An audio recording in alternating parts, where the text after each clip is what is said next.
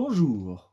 Au retour de Lausanne, où je suis allé présenter mes ouvrages consacrés à la musique suisse et où j'ai eu le grand plaisir surtout de présenter mes deux dernières biographies consacrées à Émile Jacques Dalcroze et à Hans Huber, publiées, et je les en remercie pour leur confiance, notamment par les éditions InFolio et les éditions Slatkin pour ce qui concerne le premier d'entre eux.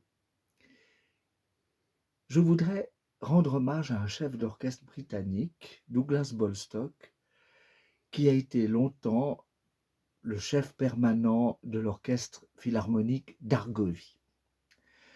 Et si je lui rends hommage, c'est parce qu'il fut l'un des rares aujourd'hui à avoir dirigé pendant cette période la musique des compositeurs suisses, et notamment celle de Hans Huber, ma dernière biographie, et aussi Hermann Suter, qui fera l'objet d'un prochain ouvrage l'année prochaine. Et son enregistrement de la symphonie en ré mineur, merveilleuse musique de Hermann Suter, a été publié par la Migros. La Migros, qui est le grand magasin suisse dont le fondateur Duttweiler est aujourd'hui célébré, commémoré, et qui a consacré nombre de ses CD à la musique de mon pays. Alors je voudrais dire à quel point il m'importe, et je l'ai exprimé à Lausanne la semaine dernière devant des gens convaincus, mais ceux que j'aimerais convaincre, ce sont les interprètes, c'est-à-dire les chefs d'orchestre, et puis aussi, bien sûr, les impresarios qui aident les chefs à programmer toute cette musique. Alors, on a beaucoup entendu les symphonies de Beethoven, de Gustav Mahler et autres, mais assez peu celles de Hans Huber et aussi de Hermann Suter, auquel j'ajoute bien sûr la musique symphonique extraordinairement émouvante d'Émile Jacques Dalcroze.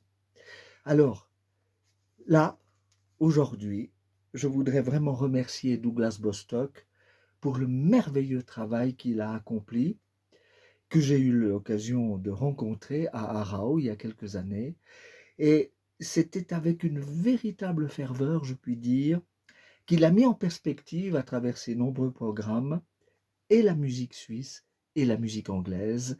Et j'ai expliqué, notamment la semaine dernière, que ces deux musiques, complètement mises à côté par les uns et par les autres, eh bien, avaient de nombreux points communs. Et je tiens à le redire encore aujourd'hui. Donc, bien sûr, comment définir une musique suisse?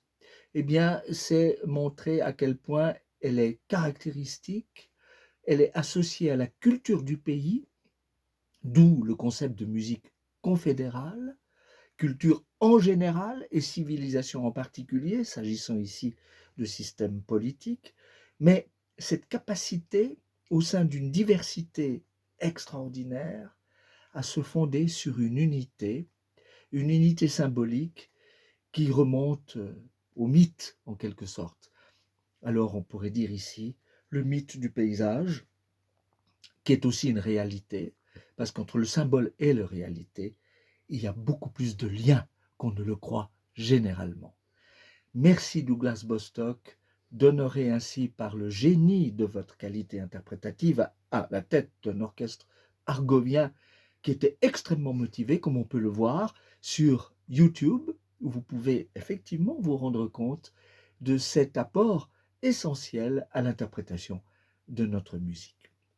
J'espère que cette petite note d'aujourd'hui incitera d'autres interprètes à se lancer dans cette extraordinaire aventure.